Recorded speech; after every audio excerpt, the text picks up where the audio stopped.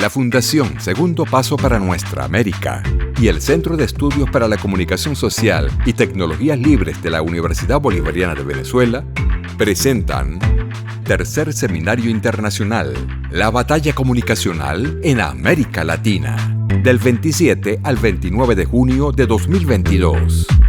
Construyamos juntas y juntos un nuevo modelo comunicacional emancipador, nuestroamericano y global.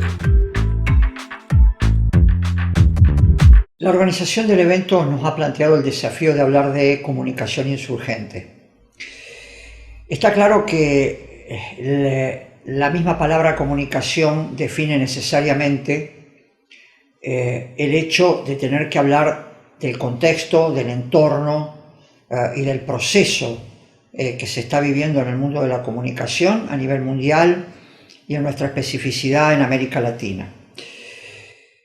Obviamente estamos en un momento del capitalismo que viene de crisis en crisis, un capitalismo que cada vez se concentra en menos manos su riqueza, un capitalismo que cada vez más despiadado y fundamentalmente en el mundo de la comunicación en particular, una absorción de grandes monopolios, de grandes empresas e inclusive de fondos buitre, de empresas de comunicación tanto a nivel mundial como a nivel regional y local.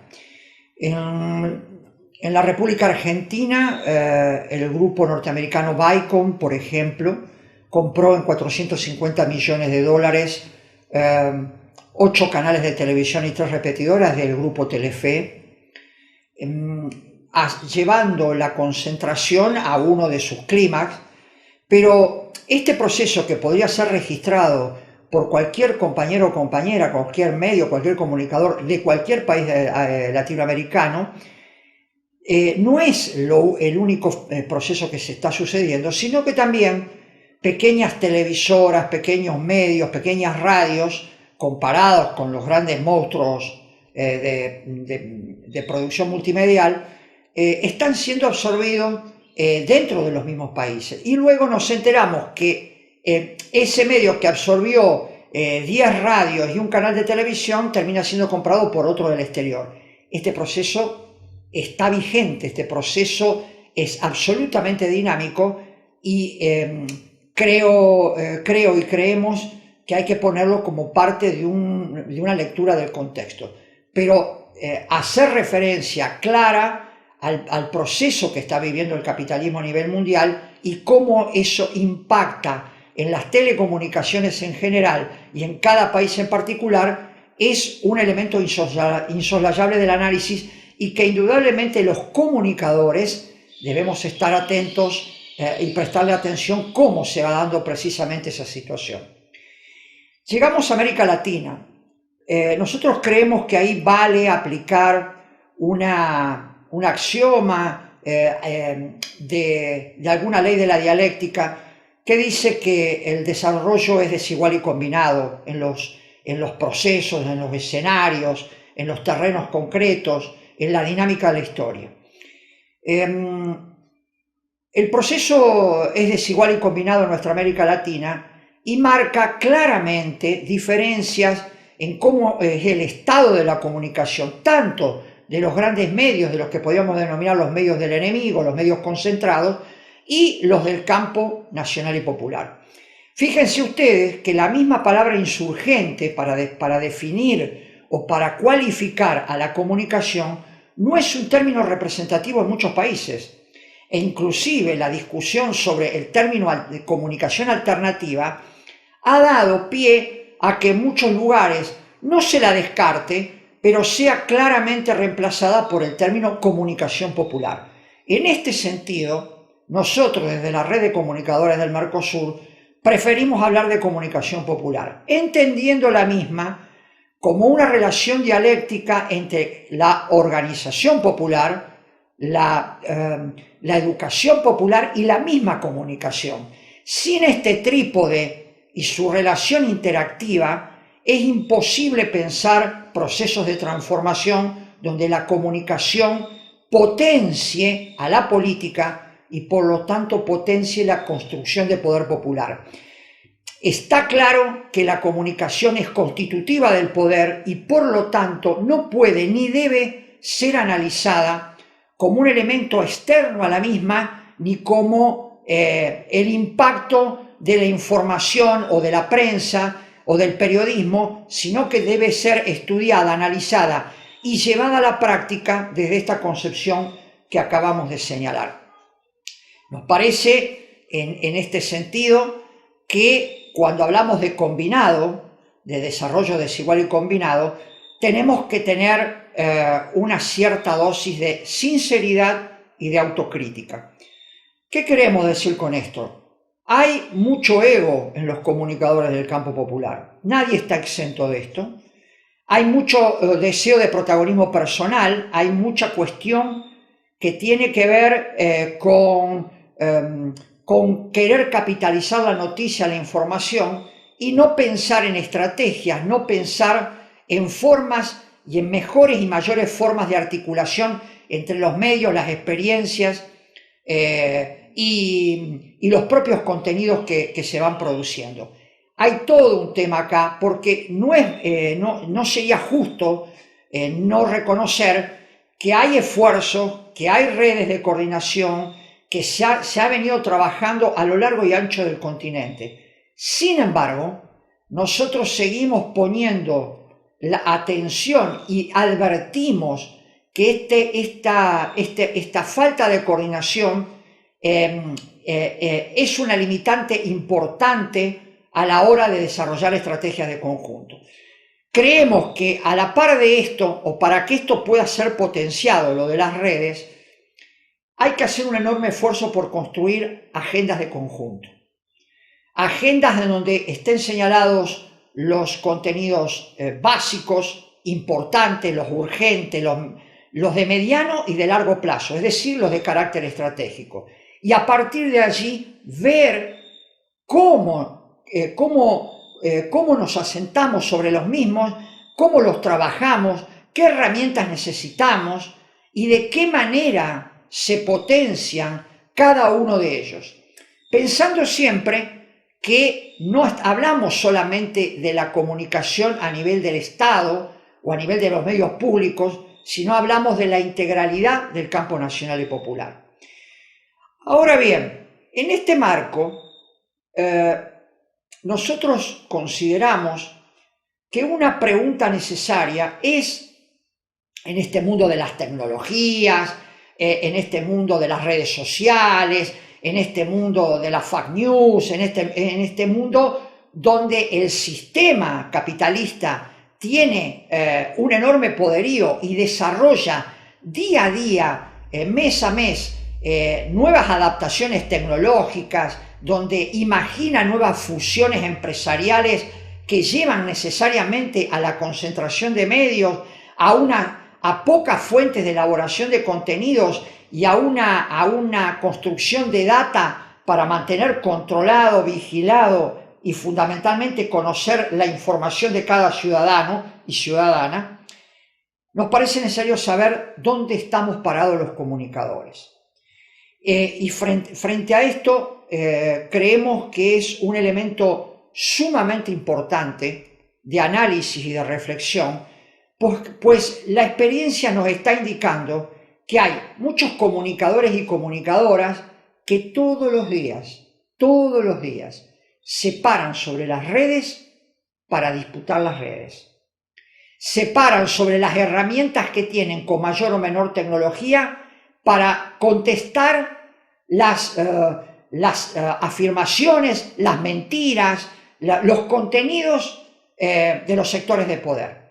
Y todos los días repiten la misma práctica, en una disputa que parece ser muchas veces valiente, valiosa, reconocible, pero que tiene que tener en claro que estamos trabajando en el 80-90% de los casos con las herramientas que el propio sistema capitalista ha construido, ha armado, y con los recursos tecnológicos que él mismo quiere brindarlos y en la medida que él quiera. Con lo cual, ahí ya tenemos un primer inconveniente. Sin embargo, tenemos que reconocer que el problema de fondo es desde dónde nos paramos. Y desde la red de comunicadores del Mercosur seguimos sosteniendo que cada comunicador, cada periodista, cada medio, cada red tiene que tener un cable a tierra. Ese cable a tierra no es leer una revista construida por una organización de base. Tener un cable a tierra es tener una práctica social, política, cultural, organizativa que ordene a la comunicación, que le dé un marco, que hable de valores, que hable de prácticas, que hable en donde el comunicador se pueda reconocer como integrante de un proceso de éxitos y de fracasos, con avances y retrocesos. Pero indudablemente una carencia muy importante que nosotros observamos en las prácticas de Argentina y de muchos otros países es esto del comunicador que se para sobre las redes, del periodista que se para sobre las redes y desde ahí lanza el combate diario, cotidiano y militante. Sin referencia concreta a un trabajo de base, a un trabajo organizativo, no a ocupar un cargo en el Estado, no a ocupar un cargo en el partido, sino al trabajo con el pueblo, al trabajo con las distintas formas organizativas que tiene el pueblo, andamos rengo, como decimos en la Argentina. Carecemos de todo ese bagaje, toda esa riqueza que esa propia práctica social, política, organizativa puede darnos. Hay que seguir con mucha atención esto, lo decimos con mucho respeto, con mucha humildad, pero nos parece que es una de las claves desde donde repensar nuestras prácticas en comunicación. Toda acumulación cuantitativa produce un cambio cualitativo.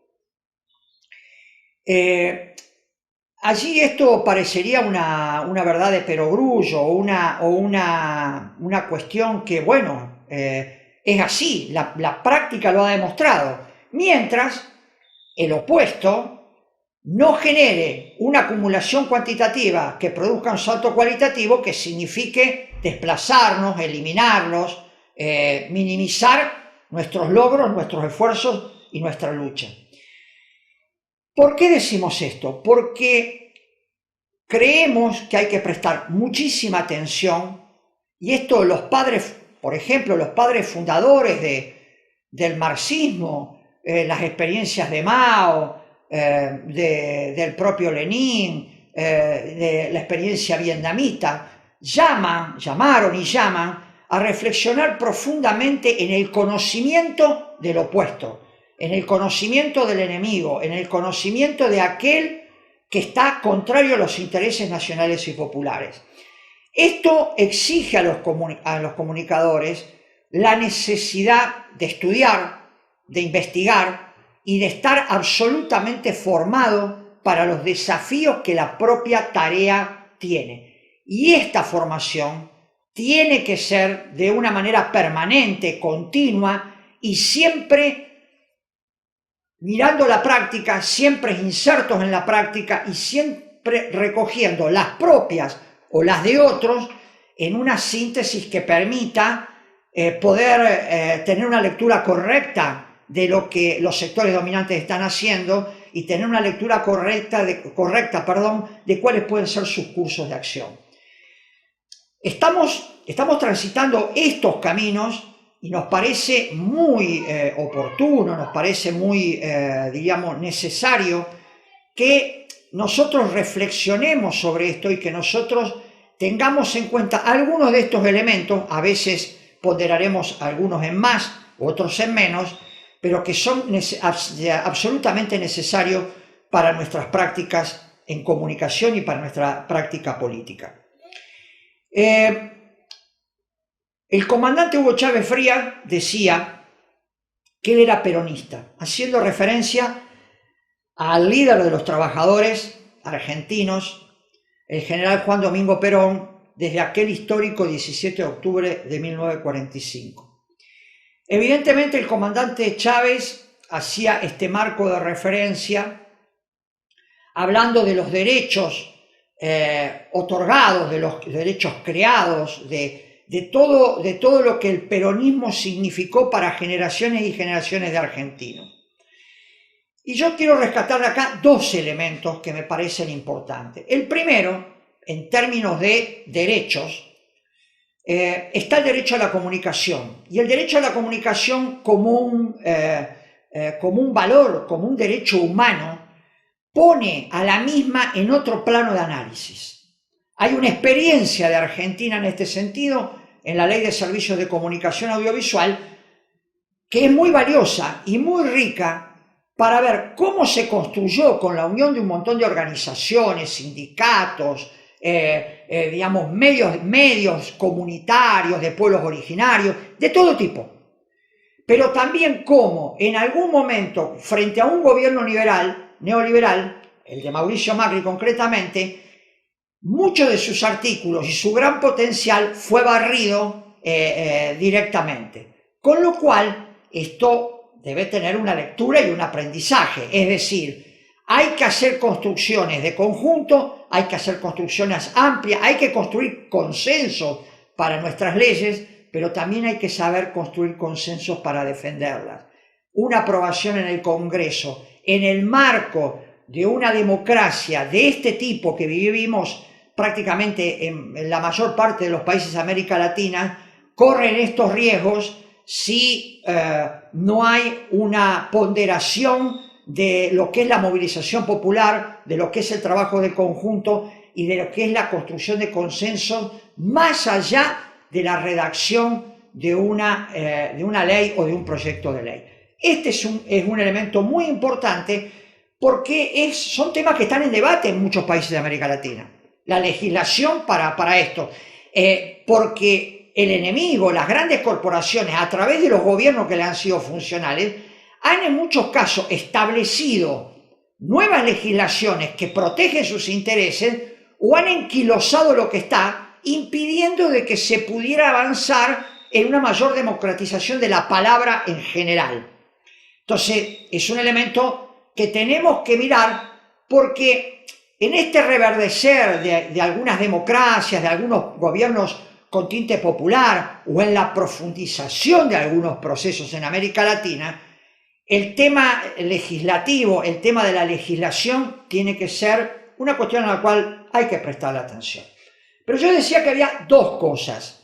Lo segundo es la centralidad de los trabajadores, es la centralidad de los trabajadores y las trabajadoras como sujeto político, como sujeto en donde la comunicación tiene que estar irremediablemente. Nosotros, desde la comunicación, muchas veces nos tientan las tecnologías, nos tientan los temas, nos tientan desafíos coyunturales. A todos nos pasa, y nos ha pasado, y seguramente nos volverá a pasar. Pero no es lo mismo afrontar todas esas situaciones, más las ofensivas de los medios corporativos, de los grandes medios, si nosotros estamos parados solo desde las redes, estamos parados solo con nuestro medio, haciendo radio, o con una página, o pensando la cuestión en chiquito, ¿no? Si nosotros estamos parados desde y con las organizaciones de los trabajadores. En este sentido, la Argentina ha desarrollado un movimiento obrero que ha resistido con derrotas, con defecciones, con traiciones, todas las embestidas que ha venido dando el neoliberalismo, aún las dictaduras más sangrientas. Sin embargo, hay que hacer un aprendizaje y hay que reconocer que muchas veces ha habido quiebres entre los procesos de comunicación y los procesos organizativos de los propios trabajadores y trabajadoras. Creemos humildemente que hay que prestarle mucha atención a esto, porque esto define no solamente una condición de clase, sino define intereses históricos permanentes y la necesidad de pararse desde allí para ver los marcos de alianza, para ver las formas de construir y para ver inclusive los alcances, los límites de los propios procesos que estamos construyendo, siempre junto a los trabajadores y trabajadoras. Y para ir terminando,